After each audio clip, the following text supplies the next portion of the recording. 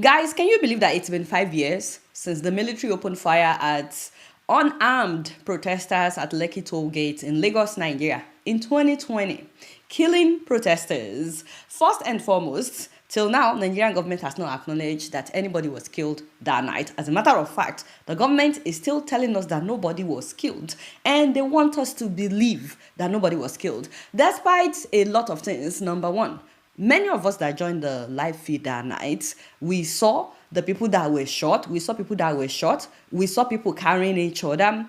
Also, there was someone on Instagram that night that was using his vehicle to carry people to the hospital because the military prevented ambulances from getting to that Lekki toll gate. They refused to let them carry victims that night. And so there was a man on Instagram that was carrying people with his vehicle, although later he deleted all those videos. Also, there is a community not far from Lekki toll gate that talked about how they saw dead bodies washed up to their community. And after they did that story, after the media covered that story, when the community spoke up, guess what happened to that community? The government demolished that community. They said they were not supposed to be there. They demolished that entire community. And another thing we should know is there were so many parents that spoke up about how their sons or their daughters were killed that night. Many of them saying that they still didn't have the dead bodies of their children, that they kept telling them to go to one hospital, to another hospital, to another hospital.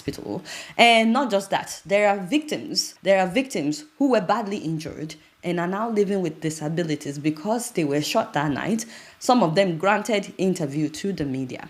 And despite the fact that a whole panel set up to investigate and everything, and they proved that people were killed that night, till now Nigerian government has not acknowledged that young people laid down their lives in the fight for a better Nigeria.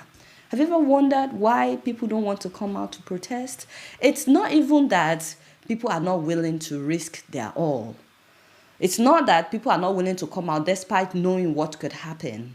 It's the fact that even after paying the ultimate price for Nigeria, things don't change.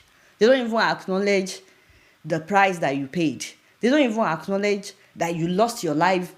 The government wants us to believe nobody died. And you will think that now that we have a new government, because this all happened when Buhari was in power, not only did Buhari not acknowledge, even his vice presidents, pastor, did not acknowledge that any young person was killed that night. But now that we have a new government, Tinubu is the one in government now, you will think that, oh, he would at least acknowledge what happened that night. Oh, who am I kidding? I'm sorry.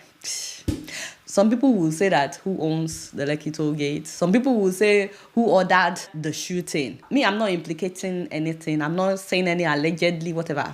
I don't want to know. But why would he also not acknowledge what happened that night? This kind of day should be a day that the whole country would mourn the lives of these young people that paid the ultimate price. We're supposed to reflect on a day like this and see how far have we come. Did their sacrifice even matter? These people that were killed, sometimes I wonder what they think when they look down at us. They probably wonder, is it worth it? Is it worth it to have laid down their lives for Nigeria? Now, as people do every year, once again, they went out to mark this October 20th massacre that happened, demanding an end to police brutality in Nigeria. They also went out protesting the arrest of Nnamdi Kanu, asking that he be released. They went out protesting so many things that are happening in Nigeria. Now, guess what happened? Once again, they tear gassed the protesters. They harass these protesters. How do you use police brutality to try to convince us that there is no police brutality? Does that make sense to you? Is this a play? You are using police brutality to try to convince us that there is no police brutality. The devil is a liar.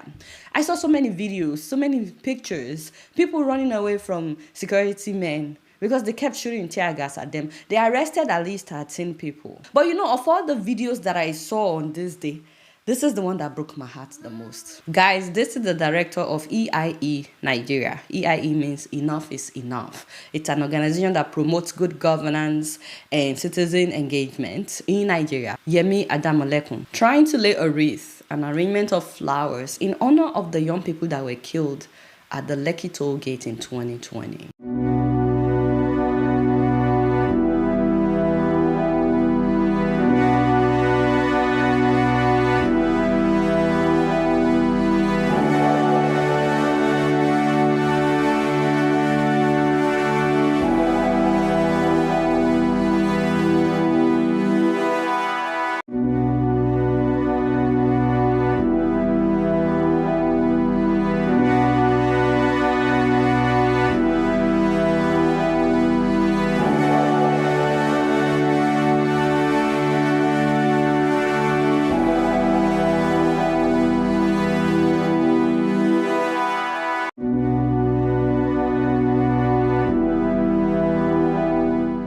Wow. Wow. It has gotten this bad. We can't even lay flowers anymore. We can't lay a wreath. I know that a lot of people, quite frankly, don't care about this day because they feel like maybe those of us that are speaking out, we're just wasting our time when it comes to Nigeria. But these are the moments that define us as a nation. If you want to know whether or not we are serious about becoming a better country, this is one of the yardsticks. The value we place on human lives. The value we place on human lives as a nation. Every Nigerian should be outraged by this. Maybe these policemen were not giving orders, maybe they are overzealous, but nothing has been done after they did what they did. And then some police officers came after, they basically just escorted them away from there. This is beyond ridiculous. When I see things like this, I wonder if we're really serious about becoming a better country. Imagine if every Nigerian should post this. But we already know Nigeria is not a sane country because we are still in denial. The people that were killed were not killed. We want people to believe that nobody died. Until we learn to value human lives, whether rich or poor, whether influential or not, we're not ready to change as a nation. Our deepest condolences once again to those who lost their loved ones that night. For the parents, for their loved ones. Many of them actually are not able to speak out because of fear. Our deepest condolences. And those who suffered injuries that night. As for us young people, we will not forget. We will continue to remember the price that they paid for us to have a better country. It's 5 years. 5 years ago, the Nigerian government decided to behave like a terrorist government. It killed its own people. Its own that simply came out and said, please do not kill us. Young Nigerians who have been killed repeatedly by police just because of what? They had dreadlocks, tattoos, had fine shirts on their neck, were driving nice cars, or even just because of the laptop that they held. It made them victims, and they were constantly being harassed and being killed. And 5 years ago, on the 20th of October 2020, indeed, that thing that Nigerian police used to say, where they would say that they will kill you and nothing will happen, it was played out. Youth that we have not given them enabling environment for them to thrive, that we have not given them the best of countries.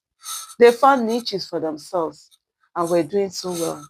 In spite of the fact that Nigeria was not there for them, they gave their all productively.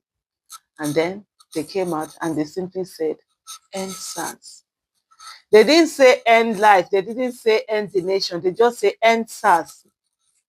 The same organization that had been set up to kill, that had been set up not to kill, but to protect, decided to now start killing. And what happened? Unarmed protesters who stood, who were doing nothing other than say, please do not kill us. And at the same time, we're holding the flag of Nigeria and singing the national anthem.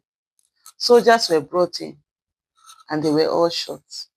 Not only were they shot, corpses were taken away. On that evening, that very dark evening, on the 20th of October 2020, people were writing, people that were there were shouting and screaming and saying, the corpses are being taken away. And then after that, they gaslit a nation to tell citizens that no one was killed. Families had members who left houses to go for protest, and they never came back. And they were told that those family members never existed. Because whenever anyone said that Endsars killings did not happen, what they're simply saying is that the lives of some members of this nation, of this society, members of families who never came back, that those people never existed. As a nation, we must not allow this kind of thing to happen ever again. We do not understand how bad these things are. That is why the government can do whatever it wants to do with citizens and get away with it. As long as one person's life is not important, nobody's life is important. And today, we remember Endsars victims who were killed just because They are Nigerians, and Nigeria does not care about the lives of its citizens. But we will care, we will remember, we will not forget. And I say, Endsars. So yesterday is 20th of October. It marks 5 years after the incident at Tollgate due to Endsars, when government not release anybody by the other day. But some of us were on ground, 5 years. Every year when it's 20th of October, police go there, go mount to threaten people, made them no come. Now, this lady, Yemi Adamoleku, is the ED of EIE Nigeria. It's an NGO, So she went there with flowers just to drop on the place because, of course, we didn't ask people that day. And security operatives not green, make she drop her flower. It's not even better security operatives for not the payment. I said that not be police, not be army, not be civil defense. That is man of war. Where we tell they do security for secondary school, man of war. If you just give African man uniform and small power, he's looking for the next person to oppress. That is man of war. That one where they match that flower, now salary no go reach 100,000. Do you know how much that flower is? It is destroy them. We have this destruction spirit in our blood. This destruction, it is our spirit. It destroy them. Okay, yeah, you have instructions not to let people gather there and protest yesterday. They also instruct you to destroy people's flowers. That is their personal idea now. So you see, when I say security operatives always act as if the country favor them, you go be like, they are poor men. Those people where they fight that woman, they are poor men. On a normal day, that woman will change their life. How much they pay their salary? But just wear small uniform. You two don't feel like, say, if you oppress somebody, you don't go destroy a flower. Make sure the flower be like weapon.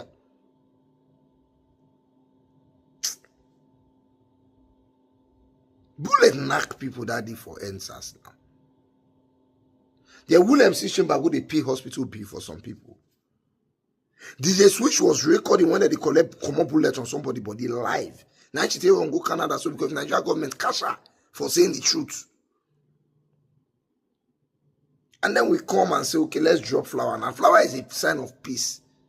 It's as peaceful as possible to drop a flower. Some people go there, go fight and go destroy a flower. Don't be witchcraft with that.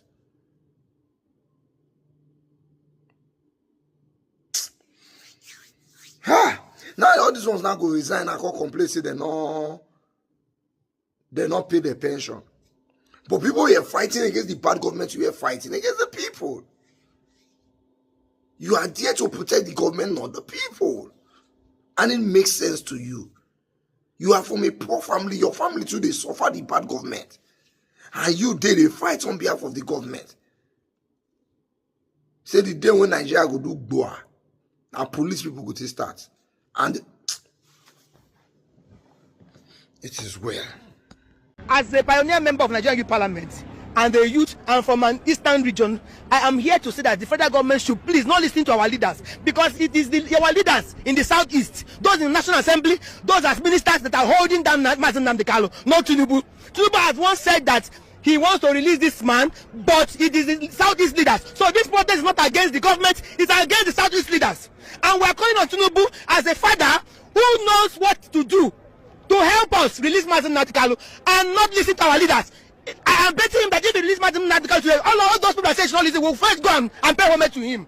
He should not look at them. He should release Mazen Namdekalo for us. Please, we are begging him. We are not protesting against the government. We are only protesting against the southeast leaders who have held him down for years. So this is what we have said. And for the military.